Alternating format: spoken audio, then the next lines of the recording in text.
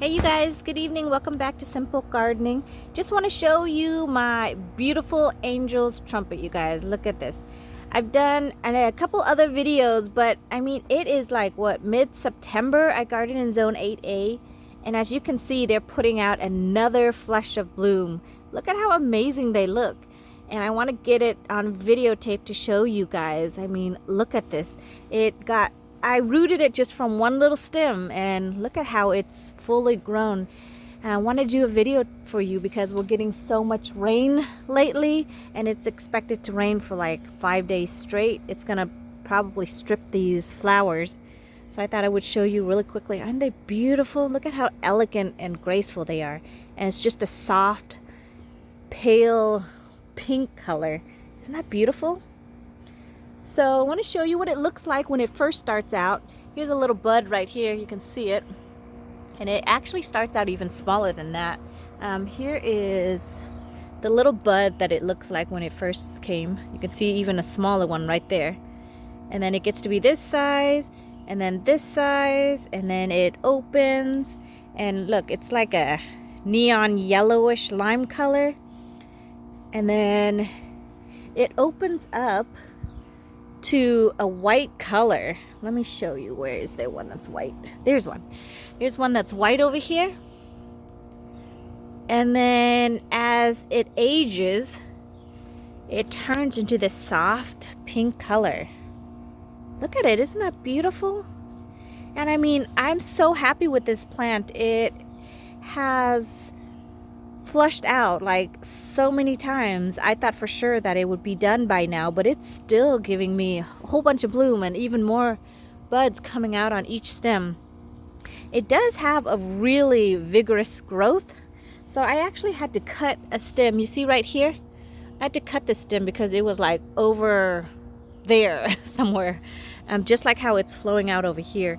But I cut it because I didn't want it to be over where my front porch is. But you can see there's still some over there along with over here. And complementing this plant is my Rio Samba. It is slowly dying, but I still have new growth here. Look at this one. Isn't that beautiful? And the color, look at that. Isn't that beautiful? So yeah, I mean, I definitely would recommend this plant. The only thing is people say it's a poisonous plant. There are so many variety of plants that are poisonous, but I think it's poisonous if you ingest it. I mean, if you take the leaves, the stems, whatever, and you eat it, it's poisonous to you and your animal, your dog. But animals are usually a lot smarter than people are. At least my dog Husky is. Right there. She's right there. Zena! Zena, say hi! She's over on the other side of the fence, digging around. But she has not touched this plant. I mean, everything that dropped, leaves, whatever, she has not touched it or ate it or consumed it. So I'm going to leave it here because I love it. And then behind it is the elephant ear. But isn't that beautiful? Like, this is what I get. It rewards me. All the rain that we've had the past couple of days has definitely helped the growth and the flowering. It seems to really enjoy more of a wet, moist soil condition. Even though it's all in this raised bed right here, it gets a lot of sun. So for the past couple of days it's been raining, so that's why I think it's pushing out all these new growth and flower. And then I also wanted to show you guys my strawberries, how they are doing. Just a week or two ago, I transplanted the strawberries, and they are doing great. There were 2 of them that was almost ready for the picking. I was just waiting, and wouldn't you know it, that's why animals are so smart. They only go after things that they know taste good. So I caught Zena eating half of my strawberries. Look at that. She ate half of one, and then half of the other. And then I caught her in the act, and I tried to shoo her away, but she already consumed it. I was waiting to get it fully ripe, which it looks like it is. Just the tip, I was waiting a little bit more, and apparently she smelt them and thought they were ready and ripe. So I still have a couple more clusters, But they seem to be doing great over here. I'm getting new growth here. I'm not pinching them back because I really want some strawberries. Here's a tiny little one. And then here's some regular one. I guess I should probably put this off the ground because otherwise Xena would definitely eat them. Here, Xena. Come here. And you shouldn't feed your dog what you don't want her to eat because she loves strawberries. Except for now. Maybe she's shy because I chased her away. Are you shy because I chased you away, or does it not taste good? I can't eat it now that you ate it.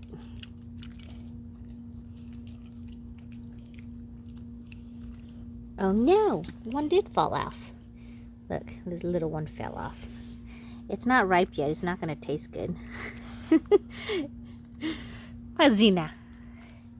Okay, so anyways, the 3 in here, it looks like it's doing good. Some of the leaves are browning, but I'm getting new flowers. Over here, it looks like more leaves are pushing out, fuller and growing. And I've got a couple over here with some more flowers. So these are ever-bearing, which means they bear fruit pretty much all summer long. Instead of, you get the ones that bear only once, but they're bigger and they're fuller. So basically, that's really the difference between the ever-bearing and the one that only bear at one time in the summertime. Over here, this is the one I planted with just one at the mother root that has, well, she did have triplets, but only 2 survive. So this one did not survive and continue its growth. But the other 2 twins she has is doing great. So I'm going to let it grow and then probably cut it off from the mother plant when it's rooted in there deep enough. But it almost looks like I have another one trying to grow. See? Here's another one trying to come out. So I'm going to stick that into the soil a little bit, just so it makes contact with the soil and root out. So basically, this part where I put in the soil, it doesn't have any roots or anything right here. Sorry. See how this part doesn't have any roots? But it'll grow once it makes contact, with the soil. So that's why I'm just kind of gently pushing it down like this one over here. Remember when I planted it, it was open. This one now has roots. See? I don't want to lift it up right now because it's such a little thing. But it has roots now. Let's see, if I tug it, it kind of resists. So that means that the root is established. And then these 2 pots are the sweet potato. You guys, it's so vigorous right now. Look at it. It's only been like 2 weeks now, I believe. And look at all this growth coming off. So I got one here pushing off the ground. See how I planted that into the soil? Can you see that? And now it's pushing off. These ones are coming out. And then there's some more growth here.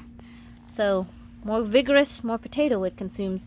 Now on this one over here, I don't see any growth. So I don't know what's wrong with this one unless it's deciding to take a little bit more time. But this one definitely has got an edge over the other one. And then my avocado plant is still doing good over here. It's getting new leaves, looking healthier, stronger than ever. And this is the second avocado, which you can see it's sending out new shoots over here. So it doesn't look like I have anything this year. Whoa, look at that. Can you guys see it? I almost missed it, but it's a praying mantis. You see it?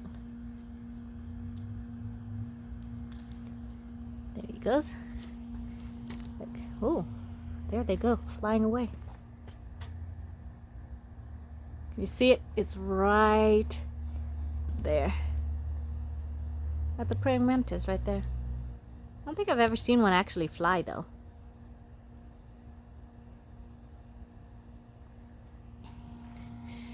So this is another one of my avocado.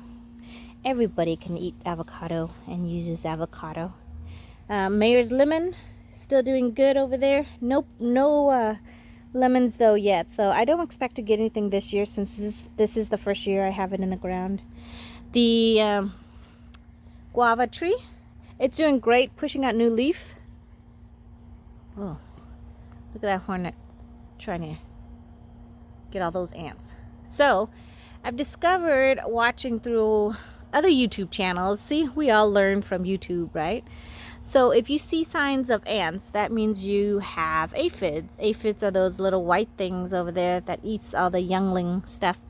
So aphids secrete, I guess, some kind of like a sticky honey sweet thing that ants love, which is why they're around, and they basically eat the sweet stuff, and then they protect the aphids from other predator like ladybugs.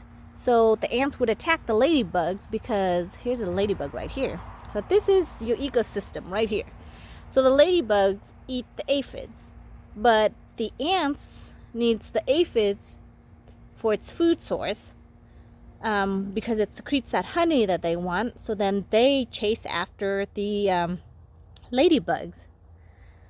But I actually have put, you can see here, I put some Vaseline, which doesn't seem to be working anymore because I don't know if it melted off because it's so hot. But you can see this gooey stuff is the Vaseline that I try to put on it. It's supposed to help prevent the ants from coming in, but it looks like I might have an ant issue in the soil. So I might have to address that. So the ants then, you know, protects the aphids, and then the aphid gets out of control because they kill off the ladybugs and such that eats them. It's a life cycle ecosystem all right here in this tree. So I've got to deal with it. I did wipe the bottom of the leaves where I saw the most infected ones with aphids with alcohol and Q-tip, but it does tend to burn the leaves a little bit. So I think I'm going to try the neem oil, which is always the go-to before it gets too bad. I'm going to have to put this plant in the greenhouse, which I plan on getting, and I'm waiting for it to come, or in the garage because they can't handle 50 or below degree. The coldness, I think, will get them. So everything that I have in a pot is intended to go into the garage or in the greenhouse in the winter time because it gets pretty cold, but not as cold as you guys in the middle of the US. But anyways, I thought I would show you how that is doing. My guava tree is doing great, but my mango tree, okay, so I've got some kind of issue.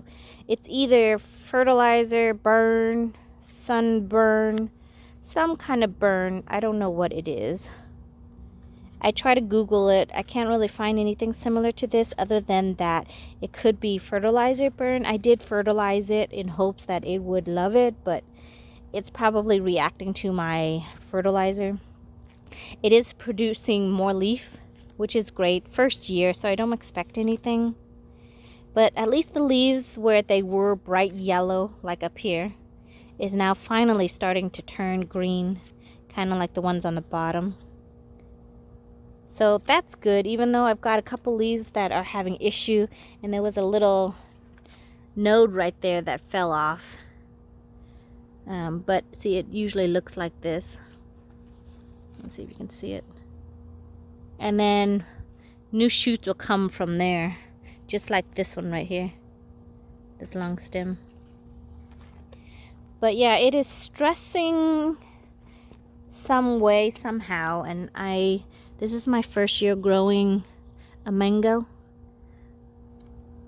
So I'm not sure how else to treat it other than, you know, hopefully the rain and everything will settle it all in. And then less fertilizer until it gets a little bit